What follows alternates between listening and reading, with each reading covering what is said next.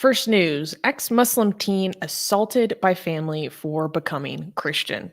And if you can't tell by the title what kind of content we're going to talk about in this, I'm just giving people the heads up because unfortunately, there are a lot of people in our community who have experienced similar abuse from their family. And so if this is hard for you, just giving you the heads up.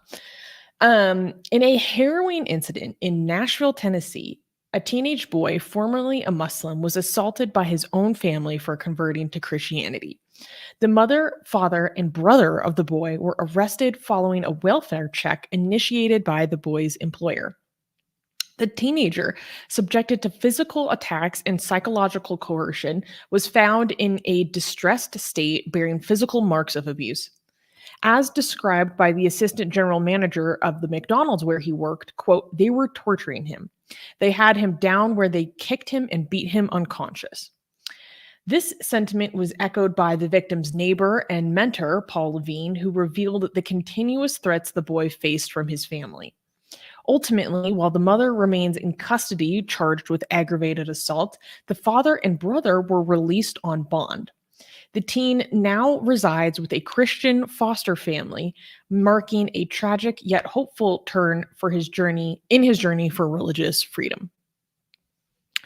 So, I wanted to talk about this because it's clearly very important to our work, our mission, and it speaks to a lot of issues that our community faces. And so, yes, this kid did not become an atheist; he became a Christian, but he's still an apostate, right? And so one thing that we really focus on in general is the issue of apostasy, how people are treated in issues of apostasy. For example, hashtag apostasy is not a crime. And so although, this kid still is a theist, we share, or our community shares, similar experiences in terms of being threatened and facing life-altering consequences for apostasy, right? And yes, Spacelia is bringing up a good point. No more honor violence, end honor violence. And I wanted to touch upon that as well, because I wanted to talk about this story because I want people to see that this happens in America. I don't want people to think that they can close their eyes and ignore this issue and just say, "Oh, well, that's something that happens vaguely over there. Like we can ignore it. That's not really our thing that we have to handle because that's part of like those cultures and they do that over there and we don't have influence and it doesn't matter and all this stuff." No, this is happening to American children within our own country. Well, my country. I'm American. And the details of this case are really, really sad. So apparently, this kid he worked at a McDonald's, and it seems like some of the people that he worked under were kind of like mentors or personal supports to him. And basically, he had mentioned to his colleagues or people that he'd worked with or that were in his community how they were threatening him. His brother was threatening him to shoot him. They were threatening him with violence. And he basically said, like, "Oh, this is he mentioned the threats, but was like, "You know what? It's going to be fine. It's going to be fine." And then his coworkers called a wellness check on him. And when they called the wellness check on him, and this is all based on the reports available to me at this time, that the officers literally found him in the middle of being beaten and assaulted by his family. They described him as having cuts and lumps all over his face. He was trembling and wide-eyed. He was just, like assaulted. It was horrible. And they were threatening him with a knife. And the people in his community were really shaken about this. So one of his coworkers said, she was female. She said, I kind of adopted him in my heart. And I knew about this problem because he had come before and said, my mom put a knife to my throat and said that if I don't deny Jesus, she will kill me. And the mother is still in custody, but the son and father are out on bond. And their neighbor, who is a pastor who became another mentor to the young boy, said, he told me a week ago that he was threatened by his brother, that his brother was going to shoot him. The pastor asked if he was okay, and the boy said that they wouldn't do anything, but they did.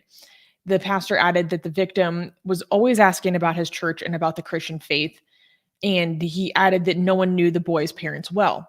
He said, quote, they don't have any friends in the neighborhood. You never see them out. And then he added that he's very uneasy knowing that the two suspects are back in the community. So this case makes me think of several things. One, I hope that someone in the Tennessee Police Department, or excuse me, the Nashville Police Department, understands that this is a form of honor violence. Because a lot of people don't understand that this is honor violence, right? Because they think of it normally as something that happens to young girls. But again, boys can also be inflicted with honor violence. I hope people also understand that this is religious. I mean, and it sounds stupid to say when the headline is literally Muslim family allegedly assaulted their son over Christian faith, and I'm actually really glad that it's being reported that way, because often it's reported in a way where they try to basically not name what is happening. But in the news reports that I saw coming out of Nashville, they did name what is happening. And what is happening is this family is assaulting their son over apostasy. And I really hope that he is kept in a safe space for a long period of time. I really want this child to be safeguarded, because there's lots of instances where children get returned to their families only to have the abuse continue and to ultimately have them be murdered. And so I hope the authorities are taking this very, very seriously. And I hope they somehow have someone who is competent in these issues to explain what's going on here, because most police departments would not understand the details of what's going on here based on the training that I've done in terms of intervening in awareness of honor violence. And it makes me very, very sad. And I really hope this child can have the safe environment that he deserves. Yeah. Yeah. Oh, there's a comment from Sakai that I want to address. Sakai is saying, not surprised. Several cases of ex-Muslim honor killings have occurred in the South, Texas, especially, surprisingly. It's because Texas actually has a huge immigrant population from South Asia and the Middle East. So there's a huge Pakistani immigrant population in Texas. There's a big Afghan community. There's a huge Iranian community. And partially it has to do that one of the largest refugee resettlement services is in Houston through the IOM. Yeah. By the way, I saw D highlighting a comment on social media saying, can you imagine how big the backlash would be if it was the other way around? Imagine what big of it. This is, by the way, some people are surprised that this isn't in America. Yeah, this happened in America. But imagine how big of a news this would be in America if if a Christian family was beating the crap out of their child because the child turned Muslim. I think this would the whole Islamophobia outrage. I mean, rightfully so. By the way, I don't want to say that it would be rightfully outraged, and it would be covered so much. The double standard. Didn't you agree, Susie, that this would be the other way if it was the other way around? I completely agree. Does anybody disagree with us that if this was a Christian family beating up their kid because their kid turned Muslim, this would have gotten a lot more coverage. A lot more coverage. Yeah, people see the saying huge double standard. Yeah. One thing that So really worries me is I've been thinking about this a lot since I heard about this story. I have a friend of mine that's pursuing a PhD in psychology, and she told me that in her cohort, they have conversations where there are people that are so woke that they question whether CPS should be called on different people given their culture. wow. Jesus Christ. And that utterly terrifies me. Wow. That is the standard or a norm or a believed to be intelligent, enlightened understanding of child safeguarding and well-being.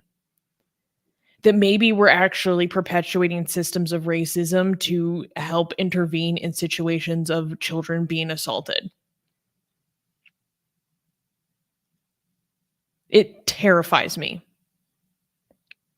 Because if someone like that was involved as a social worker in a case like this, what do you think would happen?